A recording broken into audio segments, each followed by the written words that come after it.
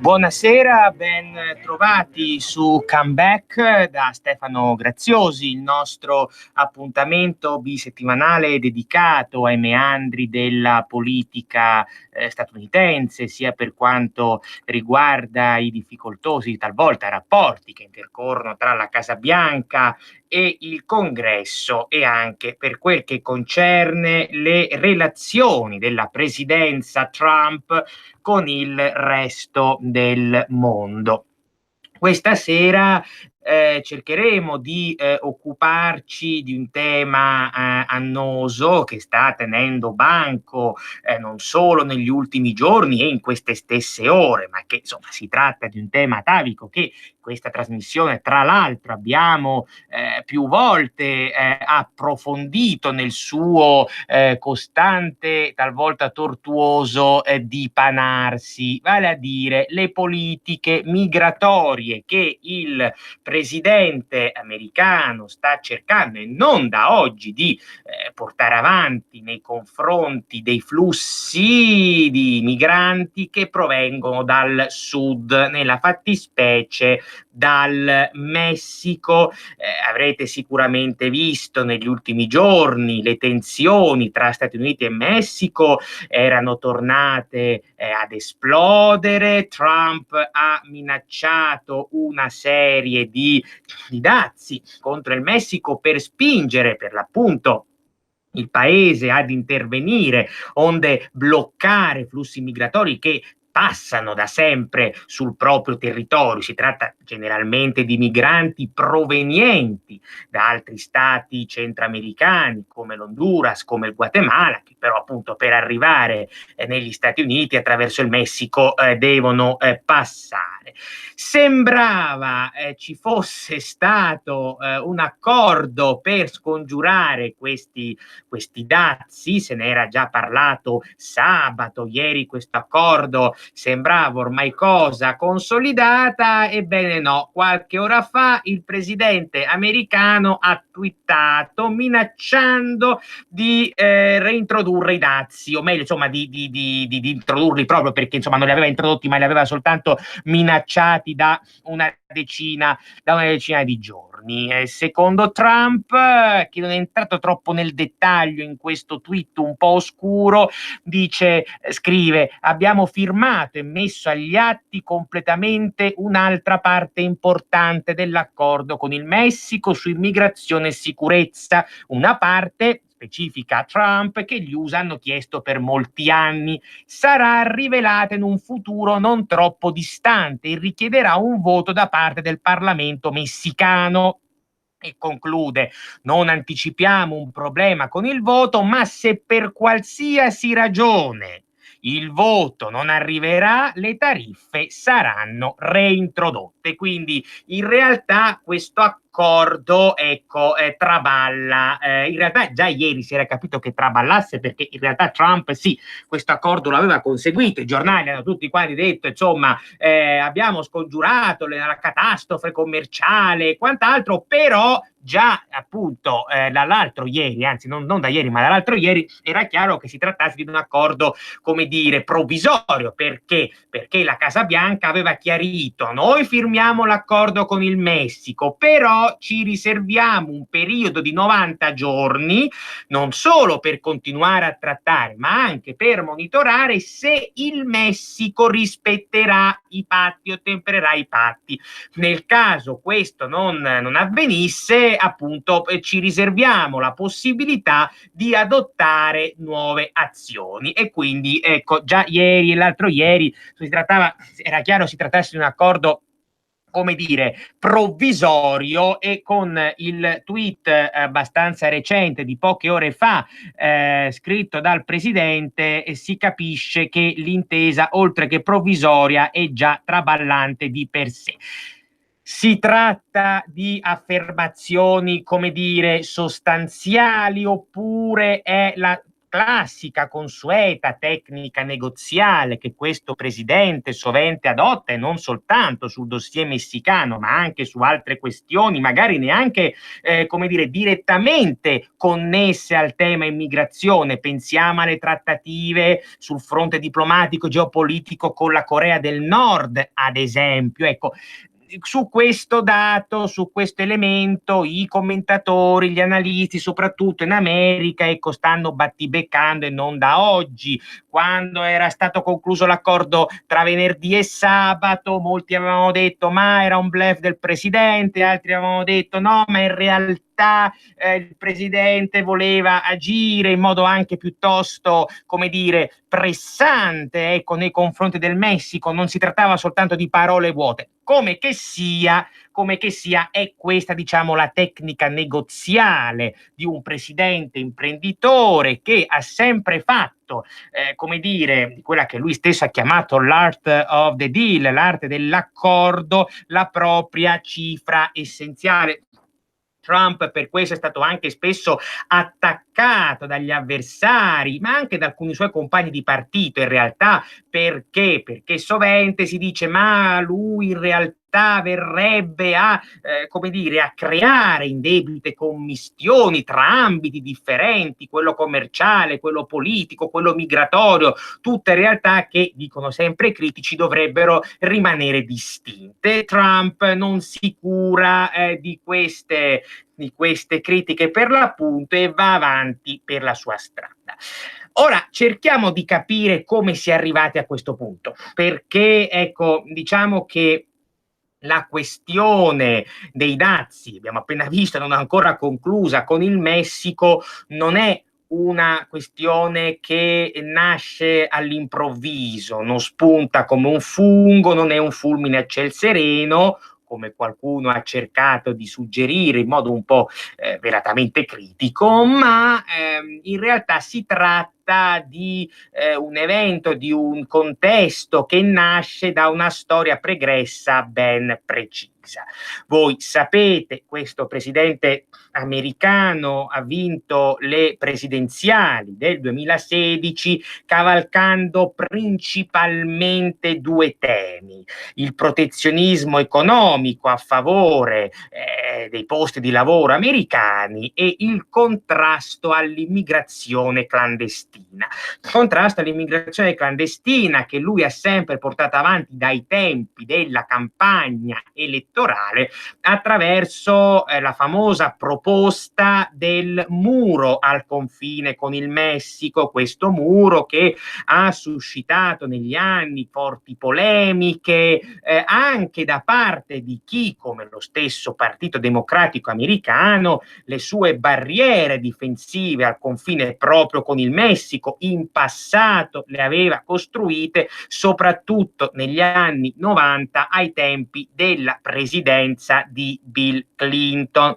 Al di là di questo, poi Trump, lo sapete, è stato spesso e volentieri criticato, nel senso che insomma è stato accusato di portare avanti delle politiche migratorie di stampo razzista. Abbiamo spesso commentato questo tipo di critiche nella nostra trasmissione, cercando un po' di smontarle. Al di là di come la si possa pensare su quelle politiche migratorie, in realtà l'intento che è alla base di quei provvedimenti, così come l'intento che è alla base dello stesso muro al confine con il Messico, per Trump è un intento principalmente rivolto a una questione di carattere socio-economico, cioè nuovamente alla difesa dei posti di lavoro americani. Non sarà un caso, del resto, che lo zoccolo duro, elettoralmente parlando, questo presidente ha sempre vantato, sia la classe operaia di stati come il Michigan, come il Wisconsin, cioè la classe o quella classe operaia che storicamente votava un tempo il Partito Democratico, non certo quello repubblicano. Ed è una classe operaia che in buona sostanza, come dire, è stata convinta dalle politiche migratorie di questo presidente, e si sono visti appunto i risultati tanto nel corso delle presidenziali del 2016 quanto nel corso di quelle che sono state le elezioni di metà mandato nel 2018. È dall'inizio del 2019 che Trump sta cercando quindi di portare avanti la questione del muro al confine con il Messico, perché è un tema, capirete bene, su cui lui si sta giocando non totalmente ma in buona sostanza la rielezione nel 2020. Il tema dell'immigrazione continua, proprio per questo suo versante specificamente socio-economico, a rivestire un'importanza decisiva in termini di battaglia elettorale. E ricorderete come a febbraio scorso Trump abbia cercato di reperire i fondi necessari per il finanziamento del muro, era riuscito a trovarli attingendo al budget del Pentagono, cioè del Dipartimento della Difesa, ma ne era sorto un braccio di ferro con il Congresso. In realtà prima il Congresso si era rifiutato di dare quei fondi. Ricordiamo che il Congresso è spaccato in due, la Camera dei rappresentanti è in mano ai democratici, il Senato è in mano ai repubblicani. E quindi i democratici erano riusciti a bloccare i finanziamenti federali al muro. Quindi Trump si era rivolto al Pentagono, il Congresso non aveva preso bene la cosa dicendo stai cercando di aggirare la mia autorità indebitamente, aveva bloccato appunto l'atto di Trump. In questo modo il presidente, per tutta risposta, ha invocato la emergenza nazionale. In America vige una legge specifica del 1976, il National Emergencies Act, che appunto consente al presidente americano di invocare una dichiarazione di emergenza nazionale nel momento in cui lo ritenga opportuno.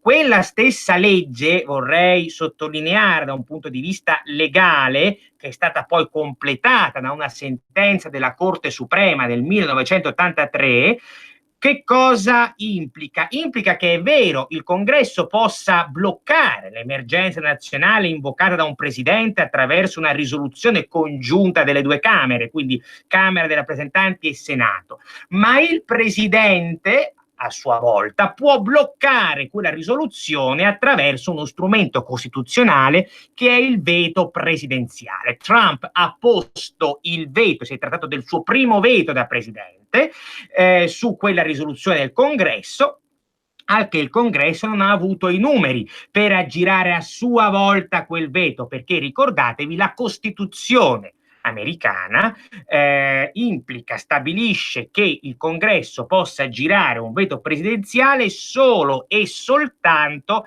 se raggiunge una maggioranza qualificata, un quorum di 2/3 tra deputati e senatori. Questo quorum non c'era e Trump quindi ha potuto proseguire con l'emergenza nazionale stanziando questi fondi provenienti dal Pentagono. Il tema qual è stato? Che quasi un mese fa un giudice di una corte distrettuale della California ha bloccato, non dico tutto, ma quasi tutto.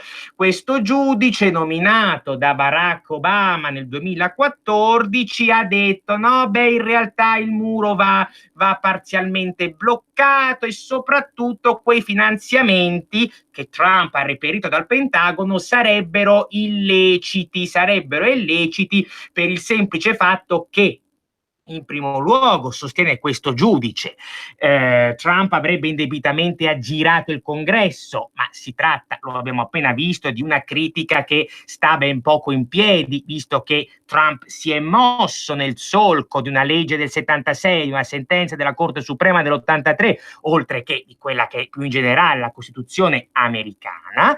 In secondo luogo, questo giudice ha detto, in realtà è anche illecito un altro aspetto, cioè che Trump abbia stornato fondi dal Dipartimento della Difesa, perché il Dipartimento della Difesa non dovrebbe occuparsi delle questioni di contrasto all'immigrazione clandestina, ma soltanto il Dipartimento dell'Interno sarebbe, come dire, sarebbe finalizzato, avrebbe la competenza, disporrebbe della competenza per intervenire su queste questioni. Anche in questo ambito però questa sentenza lascia un po' perplessi perché come hanno dimostrato alcuni giornali americani, in realtà se andiamo a vedere la storia recente delle questioni sull'immigrazione clandestina in America, quindi soprattutto le amministrazioni americane immediatamente precedenti a quella di Trump, cioè l'amministrazione di Barack Obama e di George W. Bush prima, noi vediamo che il Dipartimento della Difesa, cioè il Pentagono, è più di una volta intervenuto economicamente a sostenere opere architettoniche di contrasto all'immigrazione clandestina, quindi barriere e muri. Non è la prima volta, in particolare è intervenuto per la costruzione di una recinzione che fu decretata, pensate, ai tempi di Bush figlio nel 2006, una recinzione che venne tra le altre cose votata al Senato da diversi allora senatori democratici, tra cui figuravano Hillary Clinton, Barack Obama e l'ex segretario di Stato John Kerry, gli stessi che oggi invece accusano Trump di portare avanti una linea sull'immigrazione troppo restrittiva. Voi capite quindi che attraverso lo strumento di carattere giudiziario, cioè attraverso vari ricorsi che il Partito Democratico attualmente guidato dalla speaker della Camera Nancy Pelosi sta approntando in varie corti, attraverso questo escamotage giudiziario, attraverso i ricorsi, i democratici stanno di fatto bloccando il muro. Il muro non è del tutto fermo in realtà, però certo ci sono queste sentenze che pendono su di lui. Poi in realtà ci sono altri giudici che hanno dato ragione a Trump. Il tema è che però questo crea paralisi e prima che questi casi verranno discussi davanti alla Corte Suprema, se mai arriveranno alla Corte Suprema, dovranno passare settimane, se non addirittura mesi, e si tratta ovviamente di uno scenario molto problematico questo per Donald Trump, perché come detto la campagna elettorale per le presidenziali del 2020 non solo è alle porte, ma di fatto di fatto è già cominciata. I democratici vanno all'attacco, in realtà, come spesso abbiamo ripetuto in questa trasmissione, i democratici hanno molti problemi al loro interno, ulteriori problemi al loro interno rispetto a quelli di cui abbiamo già parlato in passato, e dovremo dedicarci a questi problemi molto numerosi, altre trasmissioni ovviamente a parte, perché sono talmente tanti che una ovviamente non ne basta, però ecco, la campagna elettorale entra nel vivo e sulla questione migratoria, per ovvie ragioni, Donald Trump si gioca, non dico tutto, ma quasi tutto, in virtù di quello che dicevamo poc'anzi, cioè che questo è un presidente che ha fatto del contrasto all'immigrazione clandestina un vero e proprio cavallo di battaglia. Quindi è ovvio che queste lungaggini, perché poi appunto i democratici a questo puntano, non puntano tanto a bloccare definitivamente il muro, puntano a creare una serie di lungaggini burocratiche, giudiziarie e quant'altro per dilazionare a tempo indefinito la sua realizzazione e quindi accusare Donald Trump in campagna elettorale di incoerenza, come tu che facevi tutta la battaglia sul muro, poi ecco si vedono i risultati, non hai fatto niente. Ed è qui che allora viene ad inserirsi quello che dicevamo prima, cioè proprio la questione delle nuove tensioni con il Messico. È come se il presidente americano avesse voluto giocare, tra virgolette, d'attacco, aggirando a sua volta i vari sgambetti giudiziari approntati dai democratici. Trump è come se avesse detto: cari democratici, cara Nancy Pelosi, volete fermarmi attraverso il ricorso alle corti, il muro? Volete cercare di creare una serie di lungaggini per sfruttarle poi in campagna elettorale? E allora vi buggerò io e in qualche modo trovo una scappatoia, trovo un escamotage. Se non riesco a realizzare o comunque a iniziare almeno il muro al confine con il Messico nel breve o nel medio termine, mi industrio per trovare un altro modo onde arrivare, pervenire allo stesso obiettivo, quello di bloccare o quantomeno diminuire i flussi migratori clandestini che provengono dal sud. E siccome questo presidente americano ha sempre trovato nel Messico in qualche modo il principale responsabile di quei flussi migratori, questo dai tempi della campagna elettorale, ma ripeto, è un problema atavico che va ben prima di Trump. Ricordiamoci che Obama dispiegò all'inizio della sua presidenza nel 2010 soprattutto la Guardia Nazionale al confine con il Messico, stessa cosa fece Bush. Bush, dicevamo prima, creò le recinzioni come Clinton negli anni 90, quindi questo è un problema atavico, dicevo. Trump ha sempre individuato come i suoi immediati predecessori nel Messico il principale responsabile di questa situazione e quindi sul Messico è andato a intervenire. Ed ecco quindi che si spiega la minaccia dei dazi, che alla fine dei giochi, per ridurre la questione all'osso, era una sorta di minaccia, pressione. Trump non ha mai mostrato, come dire, di nascondere la forza, la superiorità degli Stati Uniti, anche a costo di sembrare prepotente. Trump ha sempre detto: è il Messico che economicamente ha bisogno di noi americani, non siamo noi americani che abbiamo bisogno di lui. O il Messico cerca di intervenire fattivamente per aiutarci, oppure ne pagherà le conseguenze. Questo ha creato, dicevo, qualche malumore nel paese, tra i democratici soprattutto, perché si è detto: ma Trump sta agendo in modo illegittimo. Ebbene, nella seconda parte della trasmissione cercheremo di capire se veramente, almeno da un punto di vista legale, oltre che politico, il presidente si sia realmente macchiato di incostituzionalità. Ci sentiamo tra poco.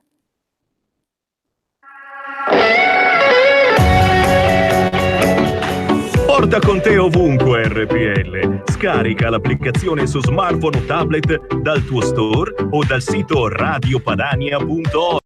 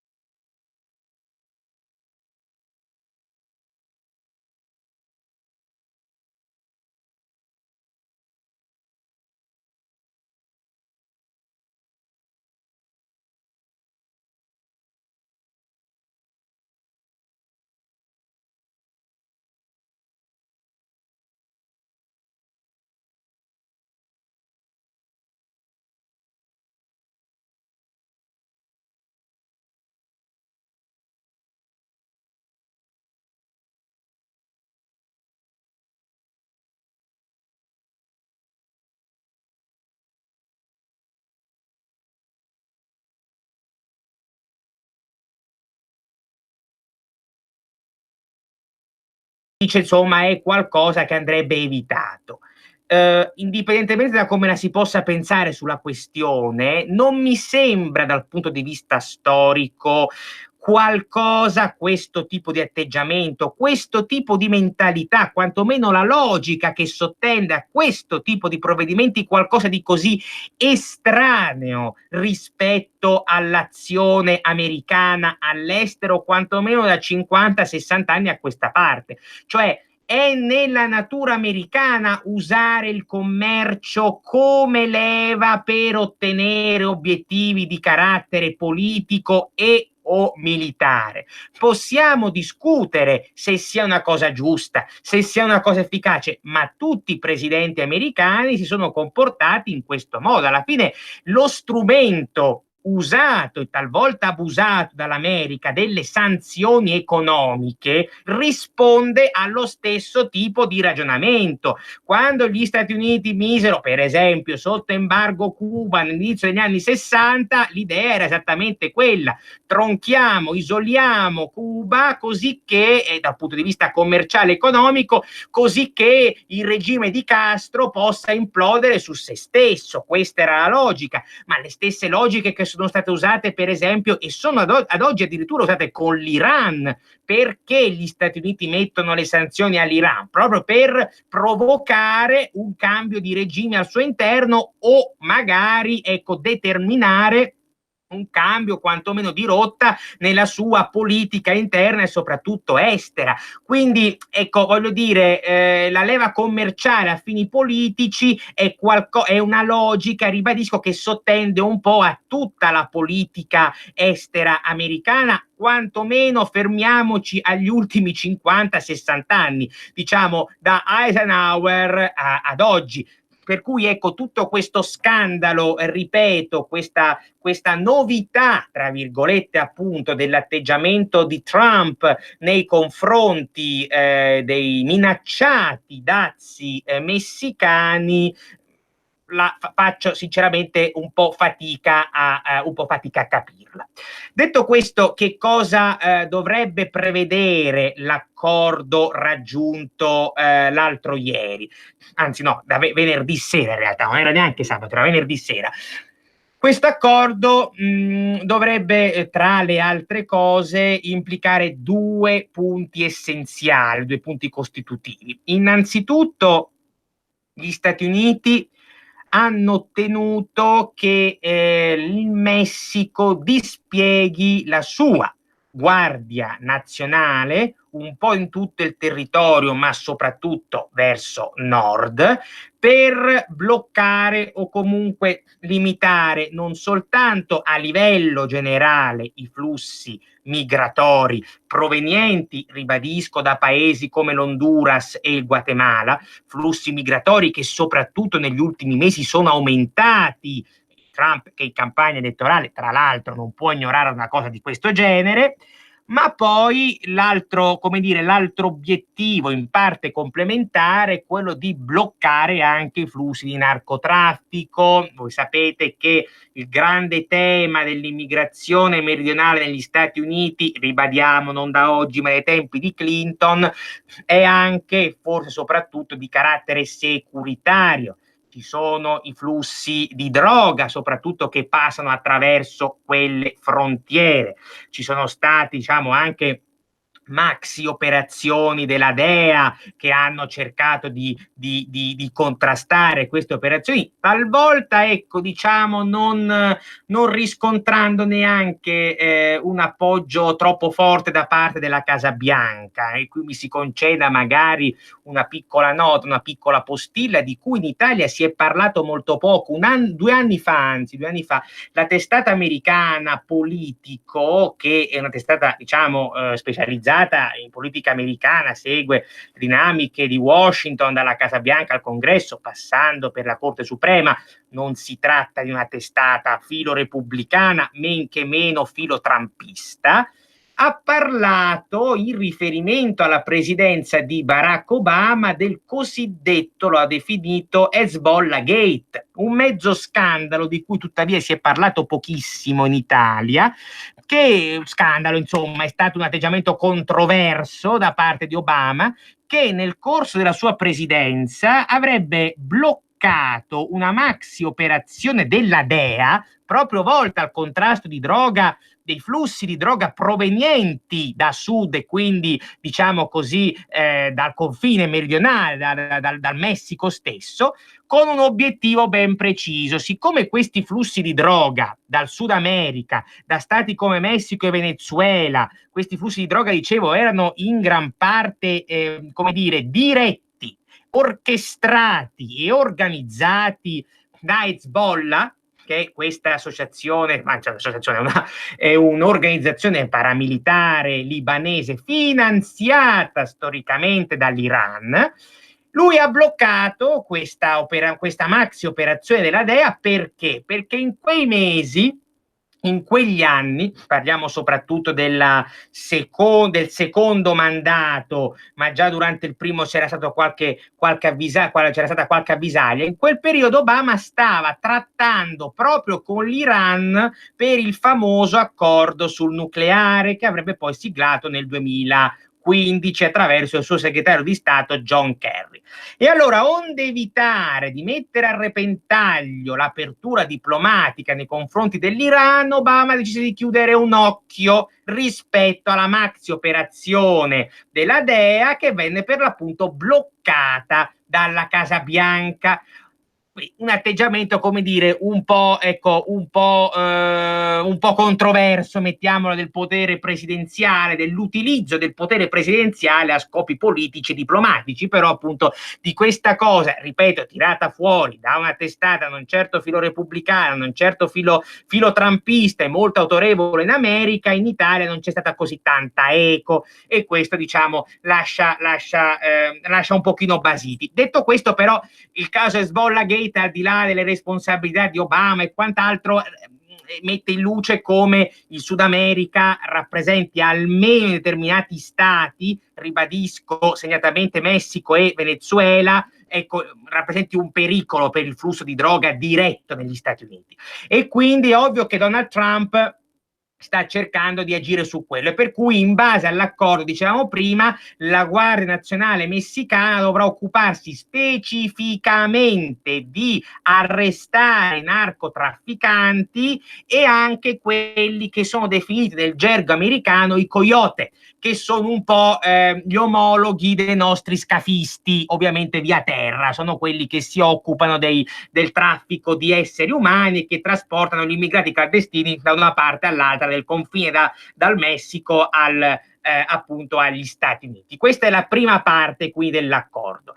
La seconda parte dell'accordo riguarda un ulteriore elemento molto importante per gli Stati Uniti, cioè Washington avrà diritto a rispedire sul territorio messicano un gran numero di eventuali richiedenti asilo e di trattenerli in loco, quindi sul territorio messicano, fin quando la legge statunitense non si sarà espressa, ecco, diciamo così, sulla legittimità o meno della permanenza del richiedente asilo. Quindi coloro che attendono, non tutti ma la maggior parte, attenderanno, saranno rispediti sul territorio messicano. Questi sono i due punti dell'accordo. Abbiamo visto nella prima parte della trasmissione odierna che ci sarà anche un altro punto che però il Presidente in questo momento non ha voluto rivelare. Vedremo di che cosa si tratterà. È ovvio che tutto questo ha avuto poi delle ripercussioni commerciali ed economiche non indifferenti, soprattutto per quanto riguarda l'industria automobilistica, non solo statunitense ma anche europea. I grandi colossi, quando Trump una decina di giorni fa aveva minacciato questi dazi, i grandi colossi automobilistici erano letteralmente crollati in borsa, da FCA, General Motors, la Ford, la Volkswagen, eccetera. Tant'è che qualcuno ipotizzava che questi dazi, al di là della tematica migratoria, potessero chiamare in causa un altro dato, cioè un altro storico cavallo di battaglia che questo presidente americano porta avanti, cioè lo spingere le varie grandi ditte automobilistiche americane e non ad abbandonare gli impianti produttivi nel Messico per aprirne invece sul territorio americano. Questo è un tema molto sentito da Donald Trump, che diciamo ha uno zoccolo duro elettorale in stati industriali americani come il Michigan, per esempio l'Ohio, soprattutto il Michigan, uno stato che sapete bene è molto legato all'industria tradizionale americana, soprattutto quella automobilistica. Ma più in generale la questione del commercio chiamava e chiama ancora oggi in causa il nuovo trattato internazionale di libero scambio che è attualmente in fase di negoziazione, che è appunto lo USMCA, cioè è il nuovo trattato internazionale di libero scambio tra Stati Uniti, Messico e Canada, che dovrebbe per l'appunto sostituire il vecchio trattato, il famoso NAFTA, che venne siglato nel 92 da Bush padre e venne implementato, venne attuato nel 94 da Bill Clinton. Quel trattato era stato profondamente criticato da Trump durante la campagna elettorale del 2016 e poche settimane dopo essere entrato in carica Trump aveva avviato una revisione. Ora la nuova intesa dovrebbe essere pronta, si sta aspettando la ratifica, nella fattispecie qualche giorno fa è intervenuto il vicepresidente americano Mike Pence, il quale ha detto che questo nuovo trattato dovrebbe essere ratificato dal Congresso americano entro quest'estate. Resta però da capire se queste tensioni commerciali e migratorie tra Stati Uniti e Messico, che abbiamo visto non sono del tutto sopite, resta qui da vedere se queste tensioni potranno o meno inficiare il raggiungimento, o meglio la ratifica dell'accordo stesso. In realtà sembrerebbe di no, perché comunque diciamo, l'anello debole della catena Messico, Canada, Stati Uniti è sicuramente il Messico, quindi il Messico dovrebbe teoricamente avere tutto l'interesse a che questo nuovo trattato venga siglato, venga ratificato, tant'è che molti sostengono che l'atteggiamento remissivo che Città del Messico ha avuto verso Washington su questa questione dei dazi negli ultimi 2 o 3 giorni sia dovuto proprio a questo, cioè al fatto che il Messico non voglia che le trattative finali sull'intesa commerciale globale possano saltare. E però certo resta, come dire, sullo sfondo una certa incognita e non è ben chiaro come finirà questa questione. Anche Trump, a ben vedere, ha abbastanza interesse che questo nuovo trattato venga come dire appunto siglato e ratificato, proprio perché è stato un tema di campagna elettorale già nel 2016, come dicevo. Però è ovvio che tra tema e tema c'è una differenza e per Donald Trump l'immigrazione in questo frangente, lo vedevamo anche prima, rappresenta indubbiamente una questione di primo ordine nel momento in cui è ovvio che lui si giocherà gran parte della rielezione stessa proprio sulla capacità di aver ottemperato, di aver mantenuto una promessa elettorale fondamentale come quella dell'immigrazione, una promessa che al di là di una certa banalità con cui spesso viene raccontata anche in Italia, ha delle radici molto complesse che chiamano in causa elementi di carattere economico, lavorativo, sociale, ed è un elemento che serve a dare una risposta allo zoccolo duro elettorale che questo presidente ha nell'area della Rust Belt, nell'area del Midwest. Questo è un punto essenziale, per cui è possibile che alla fine Trump in un certo senso possa, come dire, almeno ci dicono che c'è una telefonata, prego. è saltata. E quindi niente, è essenziale che Donald Trump su questo fronte tenga duro, perché lo ripetiamo, insomma, su questo si gioca molto. L'altro tema poi ovviamente sono i dazi con la Cina, sono i due grandi pilastri, tra virgolette, su cui il programma di Trump per il 2020 verrà per l'appunto a basarsi, laddove al contrario i democratici sul tema migratorio insomma risultano un pochino troppo ondivaghi, eccezion fatta per il senatore Bernie Sanders, che insomma si è detto recentemente contrario per l'appunto agli open borders, quelli che sono appunto definiti le frontiere aperte, un tema su cui Sanders sta cercando di inseguire Trump proprio per mantenere salda la presa sulla classe operaia della Rust Belt.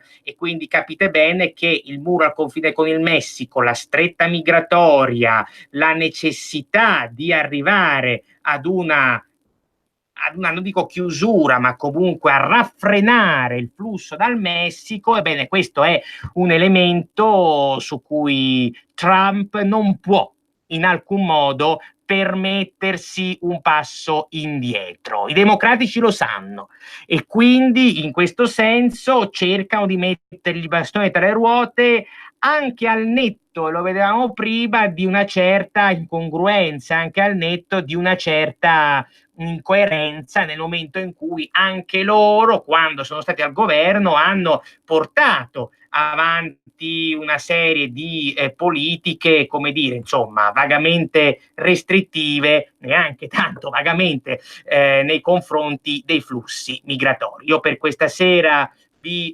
saluto e vi do appuntamento a giovedì prossimo. Saluto Roberto alla regia e vi lascio a Pierluigi Pellegrin dopo di me. Una buona serata da Stefano Graziosi.